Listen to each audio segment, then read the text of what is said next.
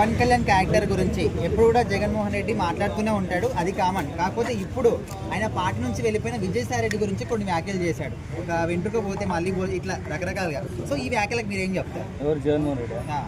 ఆయన నోటికి వచ్చింది ఏదో చెప్తాడు, చూస్తూనే ఉన్నాం కదా. ఆయన ఏది మాట్లాడాలనుకుంటే ఆయన పబ్లిక్లే ఎప్పుడో ఇట్లా అని చెప్పేసి ఇప్పుడు చెప్తాడు. ఇక ఇప్పుడు ప్రెస్ స్టేషన్లో ఉన్నాడు, ఆ మాత్రం మాట్లాడకపోతే ఏం మాట్లాడతాడు? అంటే వేరే వాళ్ళ గురించి మాట్లాడంటే ఓకే, ఆయన పార్టీలో ఉన్న వ్యక్తి ఎప్పటి నుంచో వర్క్ చేసిన వ్యక్తి గురించి ఇట్లా మాట్లాడడం కరెక్టేనా?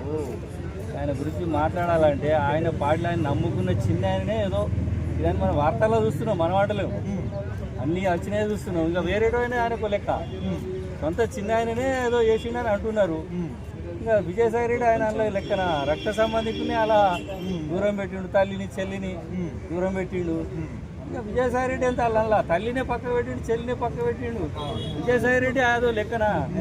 అయితే అలాంటి వ్యక్తికి ఇలాంటి పవన్ కళ్యాణ్ గారు ఒక గొప్ప వ్యక్తి ఆయన మాట్లాడే అర్హత లేనే లేదు.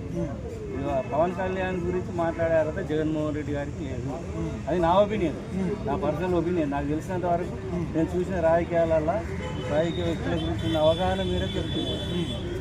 అంటే ఇప్పుడు పవన్ కళ్యాణ్ గారు వచ్చిన తర్వాత బాగున్న పరిపాలన, జగన్మోహన్ రెడ్డి పరిపాలన గురించి మాట్లాడడం చేస్తాను. ఇప్పుడు ఈయన చేసే పరిపాలన గురించి మనం చూస్తున్నాం. ఆయన ఎవరికి ఏ హాని చేయకుండా సాధ్యమైనంత వరకు మంచి చేసుకుంటూ పోతున్నాడు, చేయాలని తపన పడుతున్నాడు. అది ఒక నాయకుడి నుంచి మనం ఆశించి చాలు, అంతకంటే ఎక్కువ మనం ఆశించలేదు. సో ఓవరాల్గా పవన్ కళ్యాణ్ గారి గురించి ఒక్క మాటలో చెప్పాలంటే ఏం చెప్తారు? చాలా మంచి వ్యక్తి. నేను ఎప్పటి నుంచో అబ్జర్వేషన్ చేస్తున్నా, ప్రజారాజ్యం ఉన్నప్పటి నుంచి కూడా చూస్తున్నాను.